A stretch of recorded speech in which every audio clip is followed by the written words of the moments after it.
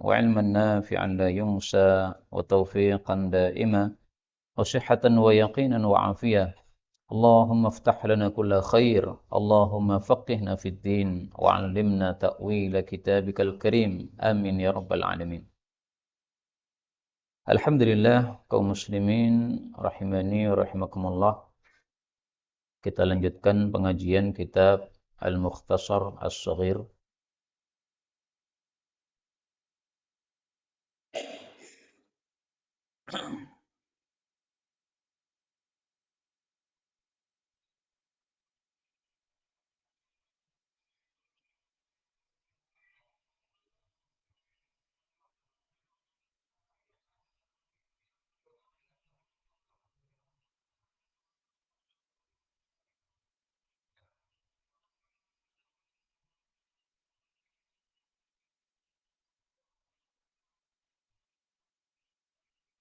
Dan kita sudah masuk pada hadis 81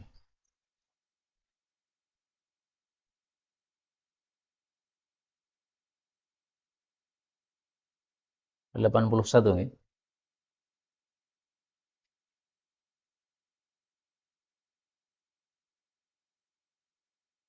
Huruf ra. Bismillahirrahmanirrahim. Qala al-muallif hafizahullah ta'ala wa nafa'ana bihi wa bi'ulumihi fid dharain amin. Harfur ra, huruf ra. Qala Rasulullah sallallahu alaihi wasallam, ru'yal mu'min, mimpinya orang beriman, adalah juz'un, satu bagian, min arba'ina juz'an, dari 40 bagian, minan nubuwah, dari kenabian. Wahia, dan dia, mimpi itu, ala rijli, di atas kaki, ta'irin, burung. Ma lam yuhaddits biha, selama dia tidak menceritakan mimpi tersebut. Fa idza, maka apabila tuhadditsa biha, diceritakan mimpi tersebut, saqatat, maka mimpi itu akan jatuh atau terjadi.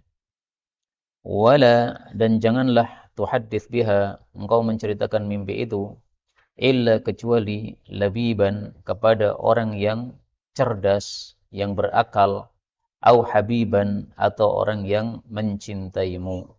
Hadis riwayat Tirmidzi sahih. Hadis ini membahas tentang mimpi. Mimpinya orang beriman sebagian dari 40 bagian kenabian.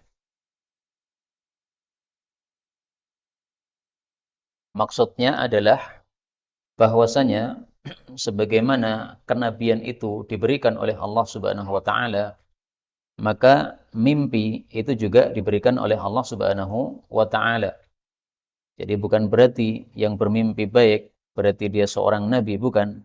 Tetapi dia mendapatkan kebaikan sebagaimana yang diberikan oleh Allah Subhanahu wa taala kepada para nabi. Dalam hadis ini disebutkan sittatin, disebutkan arba'ina juz'an, ya, 40 bagian. Tapi dalam hadis yang lain disebutkan sittatin wa arba'in, 46 bagian. Dalam hadis yang lainnya lagi disebutkan khamsin wa arba'in, 45 bagian. Dalam hadis yang lain lagi disebutkan sab'in, 70 bagian. Dalam hadis yang lainnya lagi disebutkan sittatin wa sab'in, 76 bagian. Dalam hadis yang lain lagi disebutkan sittatin wa ishrin, 26 bagian. Dan masih ada riwayat-riwayat yang lain. Demikian kata Al-Imam Al-Munawi rahimahullahu ta'ala. Nah, maka ini harus kita kompromikan. Apa maksudnya 46, 45, 70, 76, 26, 40. Ya. Ini menurut para ulama tidak bertentangan karena hadisnya sama-sama sahih, maka harus digabungkan. Bagaimana cara menggabungkan? Yaitu tergantung mimpi masing-masing, kekuatan iman masing-masing. Kalau kekuatan imannya tinggi, maka mimpinya bisa lebih besar bagian kenabiannya. Jadi sisi berkahnya lebih besar, sisi kebenarannya lebih besar. Tapi kalau tingkat imanannya rendah, maka derajat mimpinya pun juga lebih rendah lagi. Kemudian dalam hadis ini Rasul sallallahu alaihi wasallam katakan ala rijli ta'ir, di atas kaki burung. Ini maksudnya adalah bahwa mimpi itu tidak tegak di atas satu tafsiran yang jelas selama belum ditafsirkan. Seperti kaki burung itu kalau berada di satu tempat itu seringkali pindah-pindah dia, geser ke kanan, geser ke kiri. Nah, seperti itu kondisi mimpi. Tapi begitu sudah diceritakan kepada seseorang, nah ini akan segera jatuh. Sebagaimana kalau burung ini sudah berpindah pada tempatnya, maka dia sudah bergeser dari tempat tersebut. Karena itu Rasulullah berpesan, jangan diceritakan mimpi itu kecuali kepada orang yang pandai, yaitu dalam tafsir mimpi. Karena kalau menceritakan kepada yang tidak pandai dalam tafsir mimpi, nanti akan ditafsiri salah. Padahal kalau ditafsiri salah, ditafsiri jelek, padahal mimpi akan ngikut kepada tafsirannya. Nah, maka berhati-hati, jangan ceritakan kepada yang bukan ahli tafsir. Nanti tafsirnya salah, mimpinya akan sesuai kejadian tafsiran tadi, meskipun tafsirannya salah. Tapi apakah selalu tafsiran itu selalu terbukti? Tidak selalu. Kadang-kadang terbukti, kadang-kadang tidak juga. Maka menurut para ulama ahli tafsir mimpi, seperti ini adalah kebiasaannya saja. Kalau ditafsiri A, terjadi A. Ditafsiri B, terjadi B. Tapi apakah selalu begitu? Tidak. Maka menceritakan mimpi kepada orang yang labib, orang yang sudah pandai menafsirkan mimpi, atau habib, orang yang cinta kepada kita. Karena orang yang cinta kepada kita, dia akan menafsiri yang baik-baik. Orang yang benci kepada kita akan menafsiri yang jelek-jelek. Nah, maka pilih mana? Pilih mendapatkan takwilan yang baik atau takwilan yang buruk. Karena kita pasti pilih takwilan yang baik, maka disuruh untuk menceritakan kepada orang-orang yang mencintai kita. Salah satu contoh tafsiran yang sesuai dengan kejadian yang sesuai dengan tafsiran adalah mimpi dari seorang ustadz di Jogja. Saya tidak sebutkan namanya. Beliau sudah wafat rahimahullah. Beliau bermimpi ketika menulis, maka penanya itu patah. Nah, maka tanya kepada gurunya, "Pak Guru, saya itu bermimpi menulis sesuatu, kemudian pena saya patah." Maka gurunya menafsirkan, "Berarti kamu akan selalu gagal di dalam usahamu belajar." Ternyata sesuai tafsiran gurunya. Dia belajar di satu pesantren, belum selesai, sudah pindah lagi gagal. Pindah ke tempat yang lain, belum selesai, cabut lagi gagal. Nah, sesuai dengan tafsiran yang disebutkan oleh beliau. Maka kalau kita ditanya sesuatu tafsir mimpi, kemungkinan kita cuma 3. Pertama, kita tidak tahu tafsir itu, jangan ditafsiri, karena tidak boleh berbicara tanpa dasar ilmu. Kemungkinan yang kedua, kita tahu tafsirannya bagus, silahkan diceritakan. Kemungkinan ketiga, kita tahu tafsirannya jelek, maka jangan diceritakan tentang tafsiran tersebut karena bisa menyebabkan susahnya orang yang mendapatkan mimpi tersebut. Cukup mengatakan misalnya Anda waspada atau Anda hati-hati kalau ada kejadian seperti ini, kejadian seperti itu, supaya dia siap saja ketika tafsir mimpi tersebut betul-betul terjadi terhadap dirinya. Hadis 82. Ra'aitu, saya melihat Rabbi, pemeliharaku, Azza wa Jalla, yang maha gagah dan maha mulia. Hadis diriwayatkan oleh Imam Ahmad. Hadis ini menyebabkan perselisihan pendapat para ulama. Apakah Rasulullah sallallahu alaihi wasallam pernah melihat Allah atau belum pernah melihat Allah? Menurut Al-Imam As-Suyuti yang menulis kitab ini, yaitu Jami'us Shaghir, bahwasanya melihat Allah Subhanahu wa taala dengan mata kepala itu adalah khususiyah atau keistimewaan untuk Nabi Muhammad sallallahu alaihi wasallam. Jadi Rasulullah itu sudah pernah melihat Allah. Dan pendapat ini dipakai juga oleh Al-Imam Al-Munawi yang mensyarah kitab Jami'us Shaghir ini. Tapi rata-rata guru saya mengatakan Rasulullah sallallahu alaihi wasallam tidak pernah melihat Allah Subhanahu wa taala. Dan ini pendapat yang lebih bagus insyaallah ta'ala, bahwa Allah itu belum pernah dilihat oleh siapapun termasuk Nabi Muhammad sallallahu alaihi wasallam. Mari kita lihat dalil-dalil yang menunjukkan hal itu. Allah Subhanahu wa taala mengatakan kepada Nabi Musa alaihi salatu wassalam, Qala, Allah berkata, "Lan tarani, kamu tidak akan melihat saya." Maksudnya di dunia. Ini surat Al-A'raf ayat 143. Nah, berarti selama di dunia manusia tidak mungkin melihat Allah Subhanahu wa taala. Pendapat yang mengatakan bahwa Nabi Muhammad bisa melihat Allah menjawab bahwa ini kalam Allah kepada Nabi Musa, bukan kepada Nabi Muhammad. Maka Allah katakan, kamu wahai Musa tidak akan melihat saya. Allah tidak mengatakan, kamu wahai Muhammad tidak akan melihat saya. Maka ini tidak berlaku untuk Nabi Muhammad. Menurut mereka. Tapi kita temukan dalil yang lain. Allah Subhanahu wa taala mengatakan, la tudrikuhul absar. Mata tidak akan bisa melihat Allah. Wa huwa yudrikul absar. Allah lah yang melihat semua mata-mata. Surat Al-An'am ayat 103. Nah, ini menurut guru-guru kami menunjukkan bahwa Allah tidak bisa dilihat selama masih di dunia, termasuk matanya Nabi Muhammad sallallahu alaihi wasallam.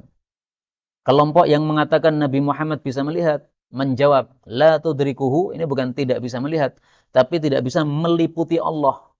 Melihat bisa, tapi meliputi enggak bisa. Contohnya gimana? Kita bisa melihat bulan, tapi apakah kita meliputi bulan? Tidak. Kita nggak ngerti detailnya bulan itu kayak apa, bagian-bagiannya. Kalau kita melihat meja ini karena dekat, maka kita meliputi alias tahu betul apa meja ini, bagaimana, apakah halus ataukah kasar. Kalau bulan kita cuma lihat dari jauh, tapi hakikatnya kayak apa kita nggak ngerti. Nah, maka la tudrikuhu ini diartikan tidak mengetahui secara detail tentang Allah Subhanahu wa taala. Tapi kalau melihat masih bisa, kata mereka. Tapi kita masih temukan satu dalil lagi yang menunjukkan bahwa Nabi Muhammad sallallahu alaihi wasallam tidak pernah melihat Allah, dan ini dalil yang paling kuat menurut saya. Rasul ditanya, "Wahai Rasulullah, hal ra'aita rabbak?" Apakah engkau pernah melihat Allah? Qala, Nabi menjawab, "Nurun, sinar, anna arah." Bagaimana mungkin saya bisa melihat Allah?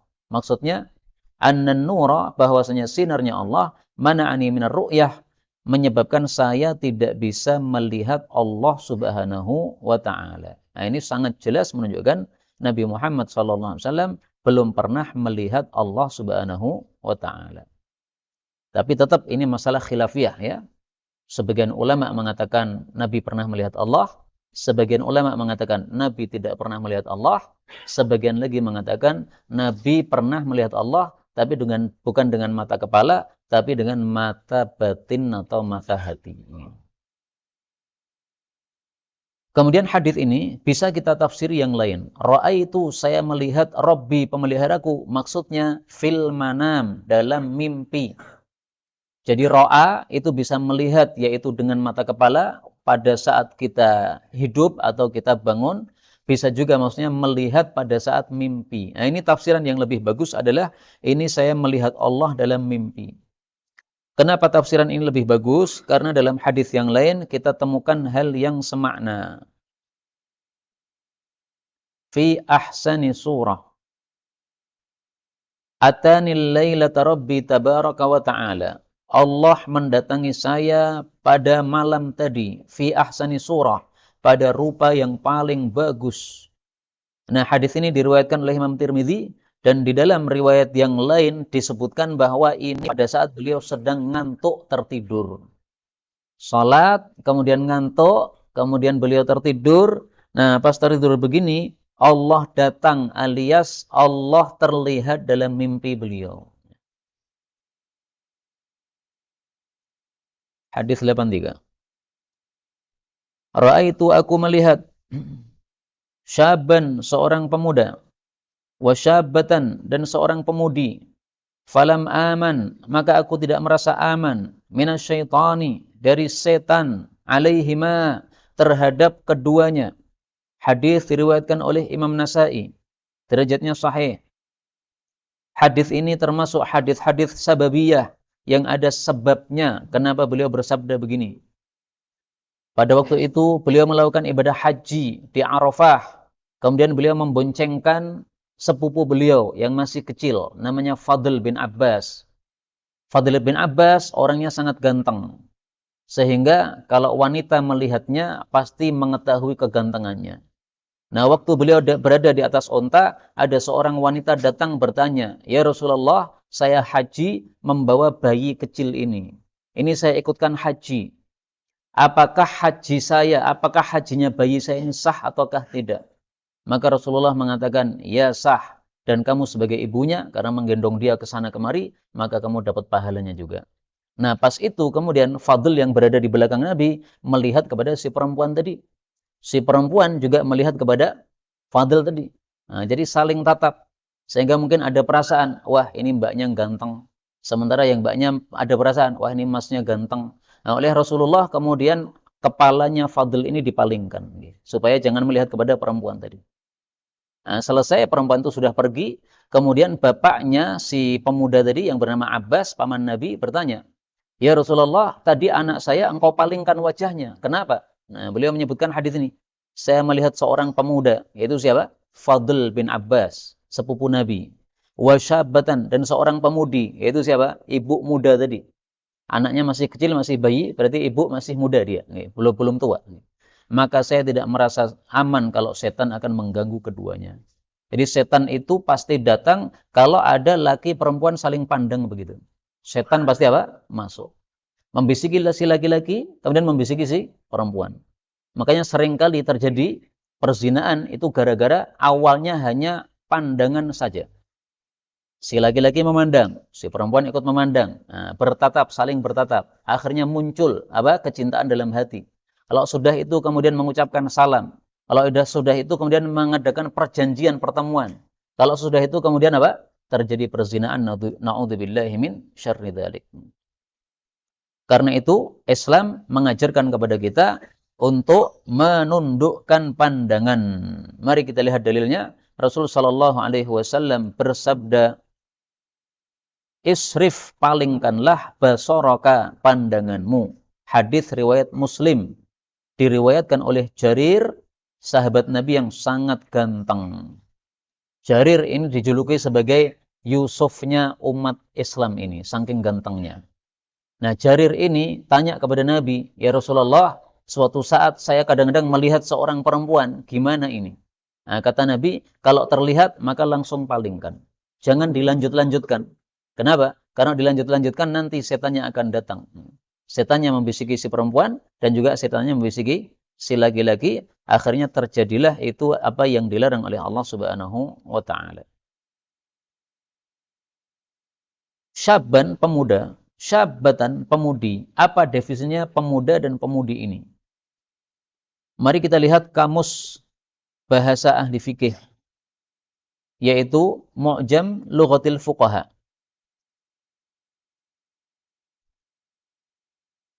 Di sini kita temukan kata-kata asyabab. Asyabab artinya adalah usia muda.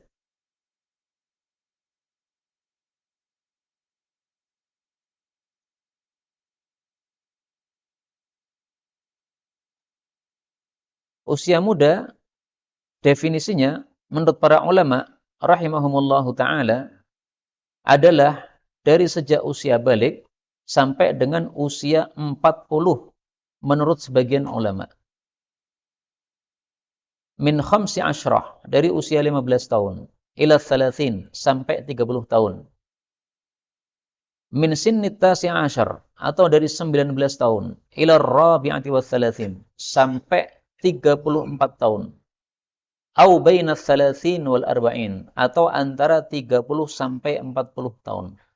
Ini pendapat yang beraneka ragam, bisa kita ringkas, yaitu bahwasanya usia muda paling awal usia 15 tahun. Paling akhir usia 40 tahun. Ada yang mengatakan 30, ada yang mengatakan 34, ada yang mengatakan 40.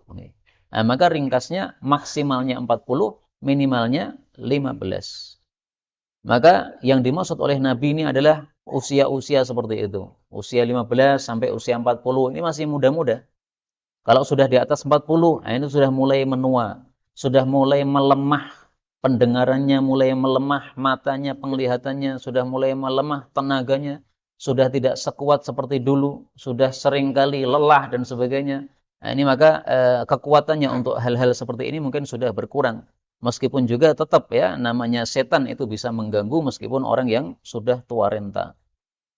84. Ribatu syahrin, melakukan ribat selama 1 bulan.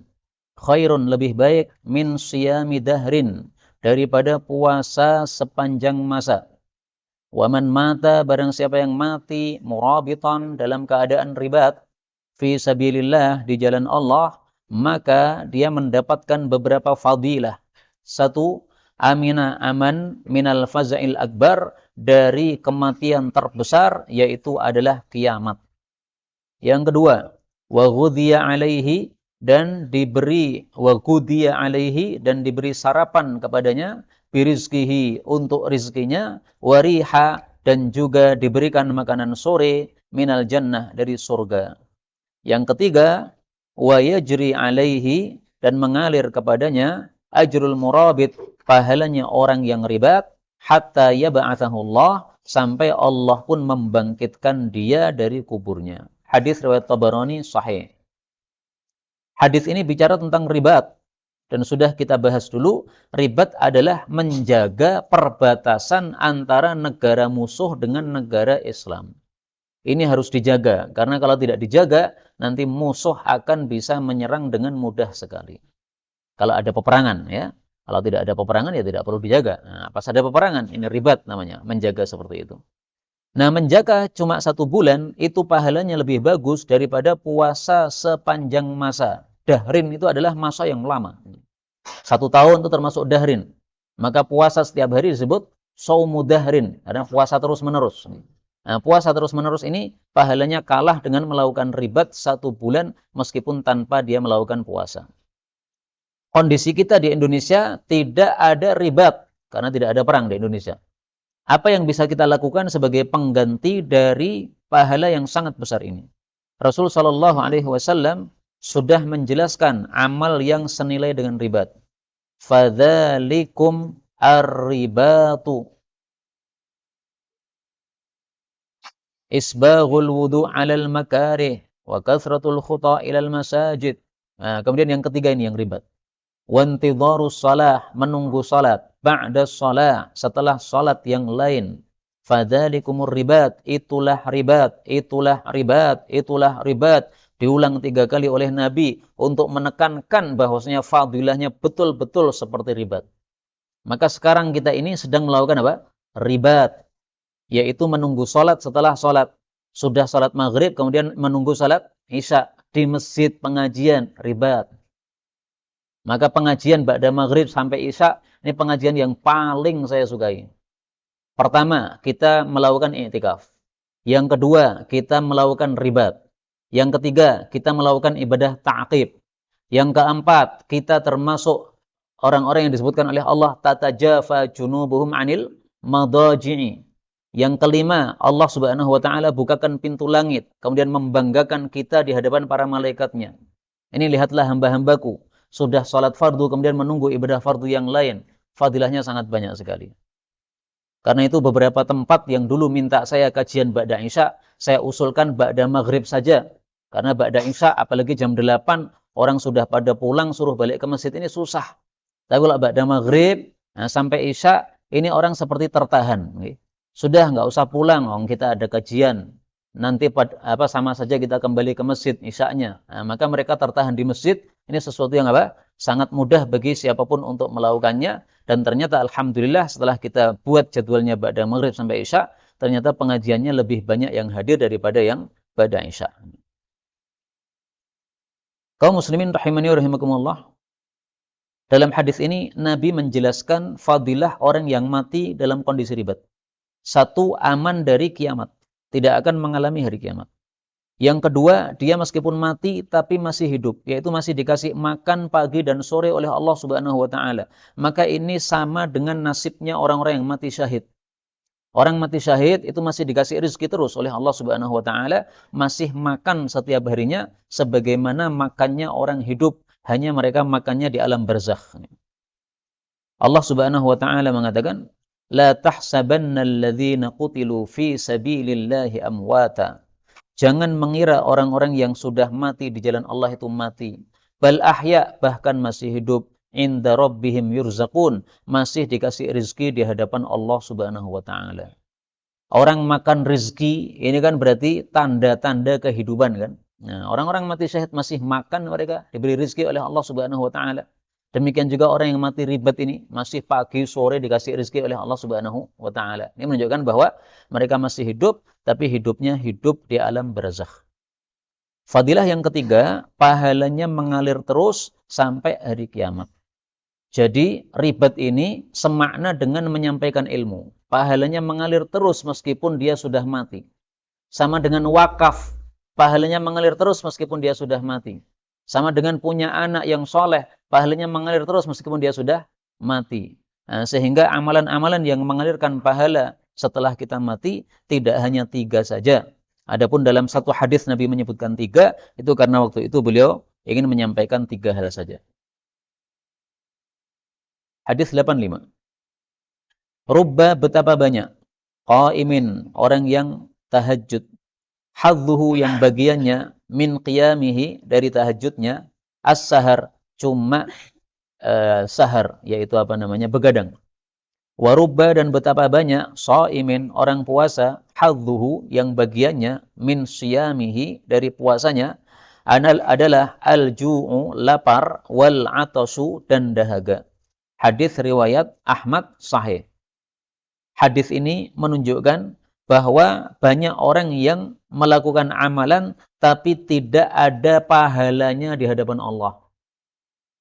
Amalannya sah tapi pahalanya 0. Puasa, sah atau tidak puasanya? Sah, tapi pahalanya gimana? 0. Misalnya orang yang berpuasa tapi menggunjing orang lain. Ini pahala puasanya tidak ada, 0 itu. Meskipun tetap sah puasanya. Salat tanpa khusyuk, gimana itu?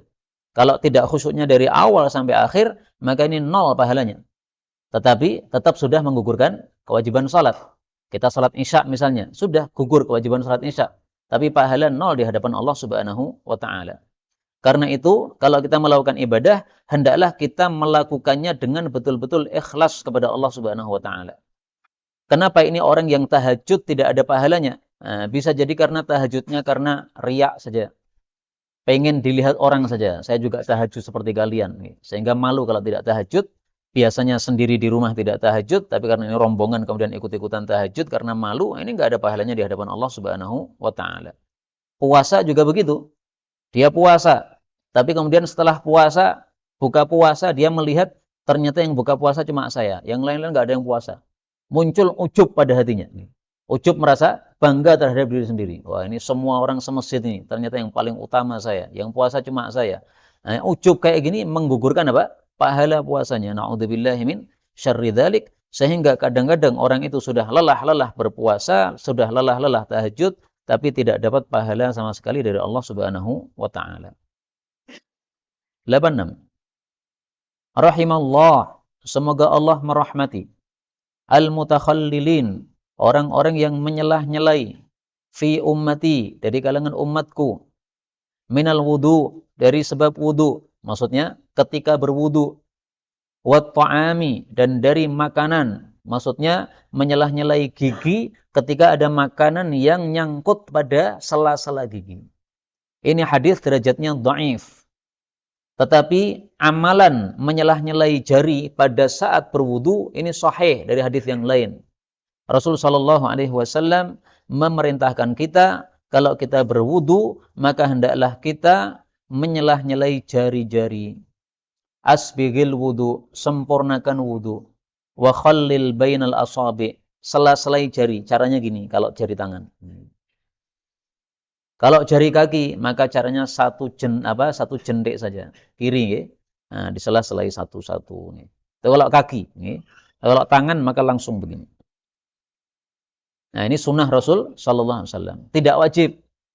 Wudhu tanpa begini sah. Tapi lebih sempurna karena ini akan membersihkan tempat-tempat yang biasanya kotor. Ini kan tertutup begini. Nah, sehingga biasanya ada kotoran di sini. Nah, maka disela-selai dalam rangka membersihkan. Maka hadis ini termasuk hadis-hadis yang menunjukkan bahwa kebersihan itu termasuk dari ajaran Islam atau ajaran iman. Ta'am juga begitu. Gigi kita habis makan daging, kemudian selilitan daging. Itu jangan dibiarkan. Karena kalau dibiarkan, maka bisa membusuk daging itu sehingga menyebabkan bau yang tidak enak kalau kita bicara. Demikian juga bisa merusakkan gigi yang ada pada mulut kita ini. Maka dibersihkan, disela-selai. Sehingga orang setelah makan sate kemudian cari tusuk gigi, itu ada dalilnya ini. Meskipun hadisnya apa? Dhaif. Tapi secara umum Rasulullah ini mengajarkan kepada kita kebersihan. Banyak sekali hadis-hadis yang mengajarkan tentang kebersihan. 87. Rahimallah, semoga Allah rahmati. Rajulan, seorang laki-laki. Qama minal lail, yang bangun malam. Fasalla, lalu salat. Salat apa ini? Tahajud. Wa ayqadha ahlahu. Wa ayqadha imra'atahu. Dan membangunkan istrinya. Fasallat, lalu istrinya juga salat. Fa'in abad, kalau istrinya enggan untuk bangun. Nadhaha, dia percikkan fi wajhiha, pada wajahnya istri. Alma, air. Rahimallah, semoga Allah rahmati. Imra'atan, seorang wanita. Qamat minal lail, bangun malam. Fasallat, lalu dia salat. Wa ayqadat, membangunkan zaujaha, suaminya. Fasalla, lalu salat juga suaminya. Fa'in aba, jika suaminya enggan. Nadhahat, istri memercikkan fi wajhihi, pada wajahnya. Al-ma'a, akan air. Hadis riwayat Abu Dawud sahih. Hadis ini menunjukkan dua hal. Pertama, hendaklah umat Islam saling tolong-menolong dalam kebaikan. Maka hadis ini semakna dengan ayat Quran yang mengatakan wa ta'awanu 'alal birri wat taqwa. Saya belum punya istri, bagaimana penerapan hadis ini? Terapkan kepada kerabat-kerabat Anda. Punya adik, adiknya dibangunkan. Punya mas, masnya dibangunkan. Punya mbak, mbaknya dibangunkan. Atau bapaknya dibangunkan, ibunya dibangunkan. Jadi jangan terkekang pada lafal hadis ini kan untuk suami istri. Enggak. Ini suami istri dihusung oleh Nabi, demikian juga yang lain-lain, karena ini Nabi sedang bicara kepada para suami kepada supaya mereka membangunkan istrinya. Tapi ta'awanu 'alal birri wat taqwa ini sifatnya umum, berlaku untuk siapapun juga. Yang kedua, hadis ini menunjukkan bahwa orang beriman itu seyogyanya kalau dia melakukan kebaikan, maka dia senang juga orang-orang lain ikut melakukan kebaikan. Bahasa kasarnya, surga ojo dipek dewi. Kita berbuat baik, ingin dapat surga. Nah, kita mestinya ingin semua orang itu dapat surga seperti kita. Maka kalau kita sudah bisa sholat jamaah, kita berusaha mengajak orang-orang yang belum bisa sholat jamaah untuk bisa sholat jamaah. Tetangga-tetangga kita lihat berapa orang mereka yang belum sholat jamaah. Nah, apa usaha yang sudah kita lakukan supaya mereka bisa sholat jamaah seperti kita? Kalau berani menegur dengan langsung, ayo Pak sholat ke masjid. Nah, ini sebagian orang tidak berani, sebagian orang berani. Kalau tidak berani, misalnya pakai tulisan, kaosnya kan banyak itu ada tulisan. Saya pernah beli kaos itu tulisannya lelaki sejati sholat di masjid. Nah, dipakai supaya tetangganya yang tidak sholat itu membaca tulisan itu, kemudian apa? Dia merasa dinasihati. Dan niatan kita memang pakai itu untuk nasihati tetangga-tetangga kita yang belum ke masjid. Ini sesuatu yang baik. Dan seandainya ini pemuda-pemuda masjid, ini sepakat semuanya pakai kaos tersebut, insya Allah jadi dakwah kepada masyarakat nih. Karena orang melihat ini kaosnya tulisannya begini, yang dia tulisannya sama, yang dia tulisannya sama. Nah, jadi apa? Jadi sesuatu yang viral atau sesuatu yang bisa memberikan nasihat kepada orang-orang yang membacanya insya Allah Ta'ala. Kemudian dari hadis ini kita ambil pelajaran juga bahwa cara menghilangkan ngantuk itu adalah dengan alma, dengan air. Maka kalau kita bangun jam 3 terasa ngantuk, ketahuilah ngantuk itu bisa dihilangkan. Cara menghilangkan gimana? Segera duduk, doa, kemudian berwudu, ngantuknya hilang. Tapi kalau kita tetap berada di atas tempat tidur, yang ngantuk terus, 3:30 bangun, masih ngantuk lagi. Nggak akan berhenti ngantuk itu. Subuh pun masih apa? Ngantuk. Maka supaya menghilangkan ngantuk gimana? Ini dia. Nadhaha fi wajhihal ma. Percikkan di wajahnya air. Maka sebagian kiai di Jawa Timur itu punya pengajian sampai malam hari sambil bawa ember. Nanti muridnya yang ngantuk disiram pakai air tadi ini. Namanya Mbah Kiai Ammar. Saya pas datang ke pesantren beliau sudah tua renta. Saya tanya, ini katanya Kiai kalau ngajar sampai malam-malam. Maka putranya mengatakan, Ustadz Ayub namanya, beliau mengatakan, oh itu dulu ketika Mbah Ammar ini masih agak muda. Sekarang udah tuyuk-tuyuk, sudah nggak kuat apa? Ngajar sampai malam. Tapi ceritanya memang benar ya. Jadi ngajar sampai malam jam 1, jam 12 itu sambil bawa ember gini. Yang ngantuk disirami. Nah, maka kalau di sini disiapkan ember nggak apa-apa Ustaz ini. Siapkan ember nanti yang ngantuk disemprot nih. Hadis 88. Rahimallah. Semoga Allah merahmati man orang yang hafidhu lisanahu, menjaga lisannya, wa arafa zamanahu, dan mengetahui masanya, wastaqamat, dan lurus tariqatuhu, jalan hidupnya. Hadis ini juga termasuk hadis yang dhaif. Tetapi isinya bagus. Bahwasanya kita disuruh untuk menjaga lisan. Dan menjaga lisan ini ada hadisnya yang sahih. Rasul sallallahu alaihi wasallam bersabda, "Ihfadz lisanaka, jagalah lisanmu." Rasul sallallahu alaihi wasallam juga bersabda, "Ihfadz lisanaka, jagalah lisanmu. Celaka kamu wahai Mu'ad, bukankah manusia itu terjerumus ke dalam neraka gara-gara ucapan-ucapan mereka?" Mengejek orang itu bisa menyebutkan masuk neraka. Dalilnya, wailul likulli humazatil lumazah. Menuduh orang itu bisa masuk neraka. Dalilnya, Rasulullah SAW bersabda, "Man qala fi mu'minin ma laysa fi, adkhalahu Allahu radghatal khabal." Bohong bisa masuk neraka. Dalilnya, Rasulullah SAW bersabda, "Ala unabbi'ukum bi akbaril kabair." Kemudian qaulu zur. Nah, berarti termasuk dosa besar bohong itu masuk dalam neraka. Orang mengatakan Tuhan ada 3, masuk dalam neraka. Dalilnya Allah katakan, laqad kafara alladziina qalu innallaha tsalitsu tsalatsah. Nah, jadi ucapan manusia bisa menyebabkan masuk neraka. Rasulullah juga bersabda, amlik 'alaika lisanaka. Tahanlah bagimu lisanmu, dijaga. Jangan mengucapkan sesuatu yang menyebabkan masuk neraka. Dan sering kita itu tidak menyadari bahwa kita mengatakan kata-kata yang menyebabkan masuk neraka. Apa itu? Yaitu ghibah atau menggunjingkan orang. Menyebutkan orang, kalau tidak menyebutkan jeleknya nggak apa-apa, Pak. Yang jadi masalah adalah kalau kita sebutkan jeleknya, itu yang namanya menggunjing. Jadi menggunjing itu bukan menyebutkan kebaikan. Kalau cuma menyebutkan nama, tapi menyebutkan kebaikannya, atau ya menyebutkan yang biasa, bukan sesuatu yang jelek, nggak masalah, nggak dilarang. Misalnya saya punya tetangga, nah, kemudian tetangga saya misalnya nikah. Saya katakan, ini saya punya tetangga nikah lagi, berarti istrinya sudah 3. Nah, ini tidak mengejek seperti ini. Nggak ada masalah, informasi biasa. Ya tidak ada pahala, juga tidak ada apa? Dosa. Tapi kalau sampai menggunjing, nah, disinilah yang apa? Terjadi dosa padanya, menyebabkan masuk ke dalam neraka, maka Allah merahmati orang-orang yang menjaga lisannya.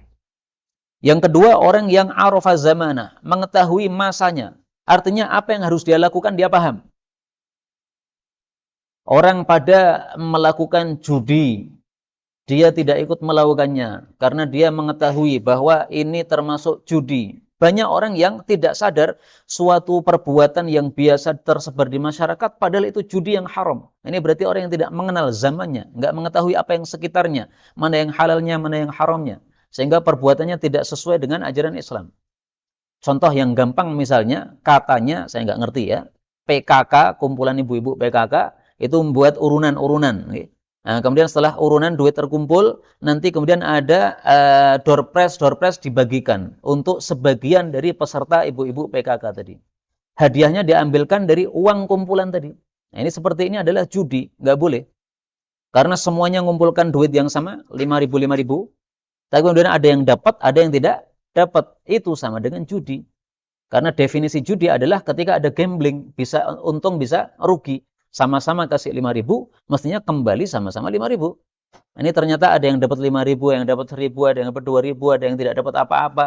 Nah, seperti ini adalah sesuatu yang apa? Tidak diperkenankan. Maka orang yang mengetahui masanya sehingga tahu mana-mana yang baik di masanya tersebut, mana-mana yang buruk di masanya tersebut, sehingga yang baik dia lakukan, yang buruk dia hindari, inilah orang yang dirahmati oleh Allah Subhanahu wa taala. Wastaqamat tariqatuh, dan orang yang jalan hidupnya lurus. Jalan hidupnya lurus artinya sesuai dengan ajaran Islam yang dikehendaki oleh Allah Subhanahu wa taala. 89. Rahimallah, semoga Allah rahmati Musa, Nabi Musa alaihissalam. Mu artinya air, sa artinya pohon. Nabi Musa disebut Musa karena ditemukan di antara air dan pohon.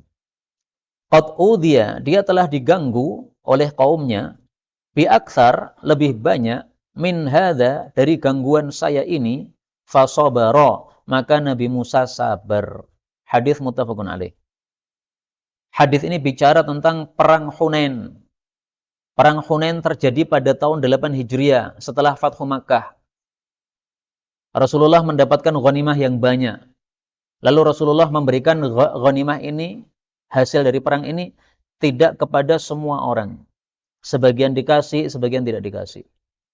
Maka ada orang yang kemudian protes, wahai Rasulullah, ini pembagian tidak adil seperti ini. Maka Rasulullah marah, wajahnya merah. Kemudian beliau mengatakan, semoga Allah merahmati Nabi Musa.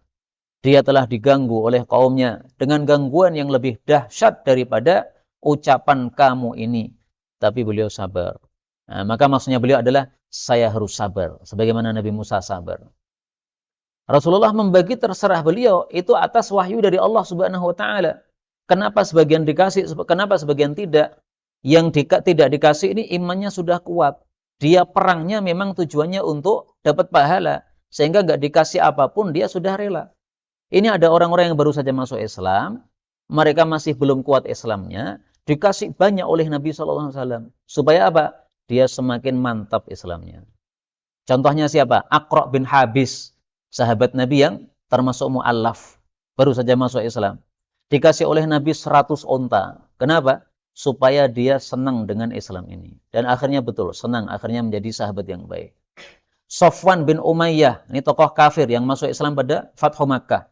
Dikasih oleh Nabi 100 onta. Hatinya masih benci sama Nabi. Kenapa? Karena masuk Islamnya terpaksa.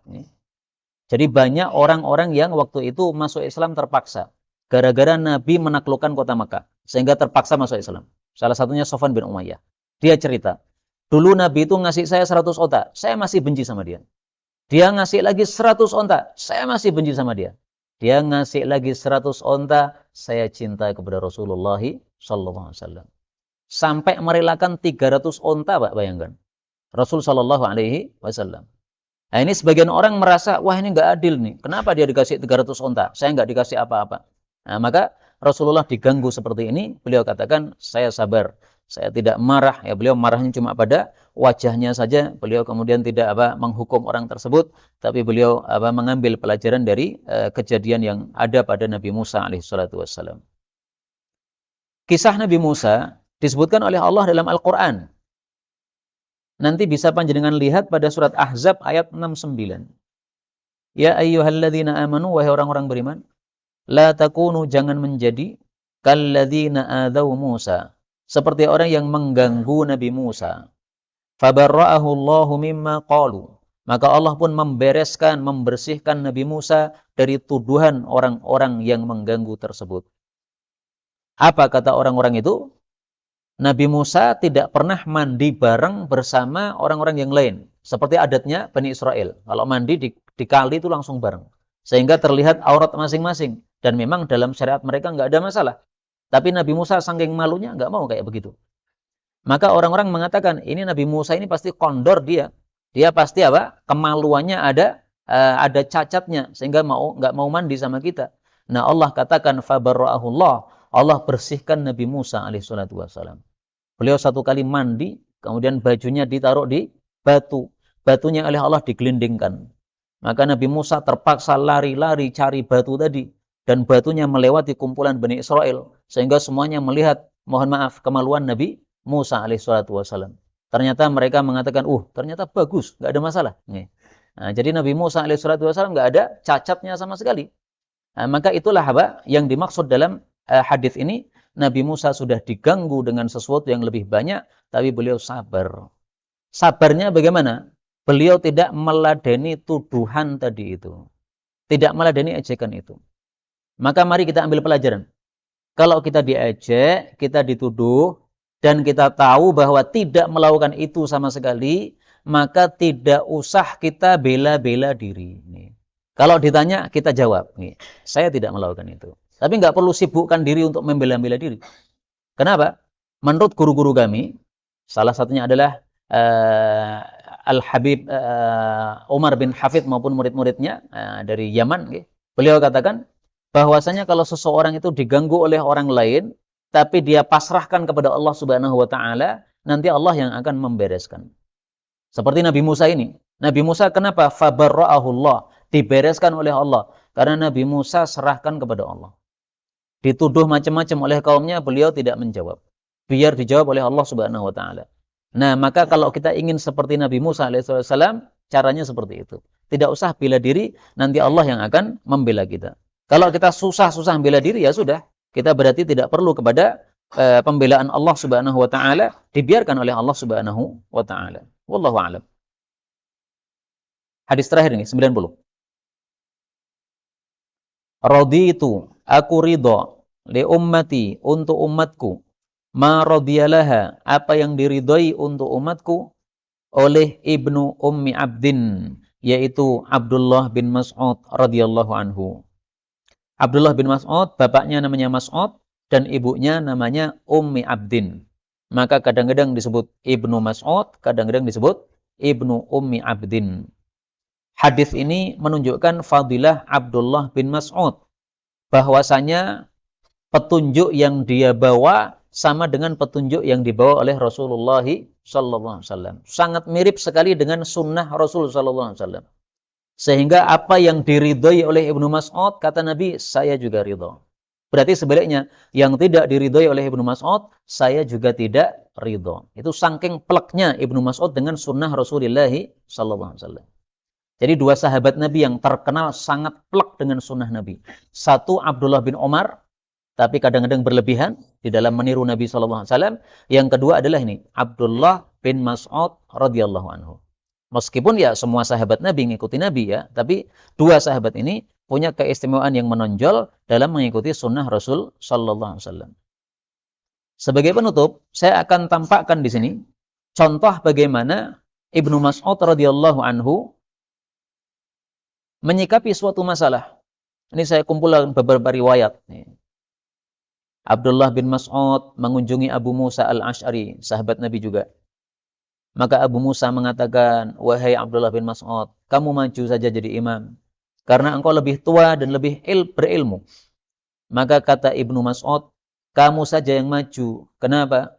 Karena ini adalah rumahmu, sehingga kamu yang lebih berhak. Akhirnya diimami oleh Abu Musa al-Ash'ari. Maka Abu Musa maju, lalu melepas sandal, lalu salat, lalu salam. Nah, selesai salam, baru ditegur oleh Abdullah bin Mas'ud. Kenapa kamu lepas-lepas sandal kamu? Apakah kamu berada di Al-Wadil Muqaddasi Tuwa, sehingga disuruh melepas sandal oleh Allah? Ini bukan Al-Wadil Muqaddasi Tuwa, sehingga nggak perlu lepas-lepas sandal begitu.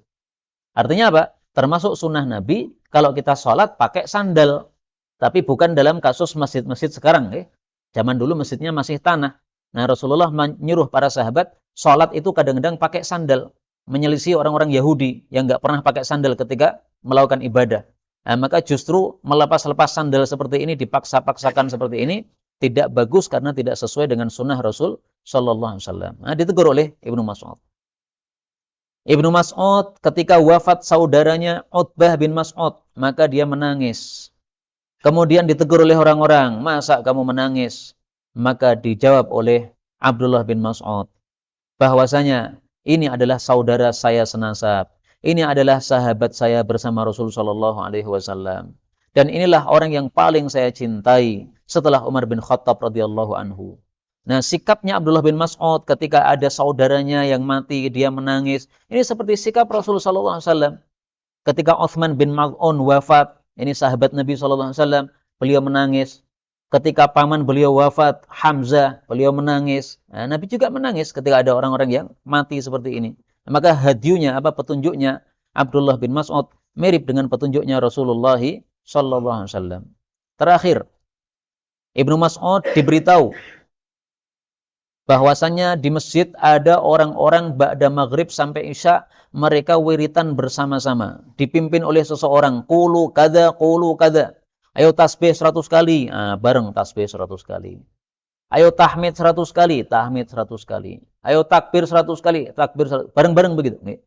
Maka kemudian Ibnu Mas'ud datang, kemudian dia membuka tutup wajahnya, kemudian dia mengatakan, Ana Abdullah bin Mas'ud. Saya ini adalah Abdullah bin Mas'ud, sahabat Nabi SAW. Maka semuanya diam. Kemudian beliau mengatakan, Laqad ji'tum bid'atan dulma. Kalian sudah melakukan satu perbuatan bid'ah secara zalim. Wa illa fadalalna ashaba Muhammadin sallallahu alaihi wasallam. Kalau tidak mengakui itu, berarti kalian menganggap sesat sahabat-sahabat Nabi Muhammad sallallahu alaihi wasallam. Kenapa? Karena para sahabat Nabi tidak pernah melakukan seperti ini. Berarti mereka itu sesat karena tidak pernah melakukan kebaikan. Sementara kalian yang lebih baik sehingga melakukan kebaikan yang lebih baik daripada sahabat-sahabat Nabi sallallahu alaihi wasallam. Nah, dalam riwayat yang lain tidak disebutkan di sini, mereka mengatakan kami hanya menginginkan kebaikan, wirid, tasbih, tahmid, takbir. Keinginan kami cuma dapat pahala dari Allah Subhanahu wa taala, enggak ada keinginan yang lainnya. Maka beliau mengatakan, kam min muridin lil khairi la yablughuhu. Betapa banyak orang yang menghendaki kebaikan tapi tidak sampai kepada kebaikan.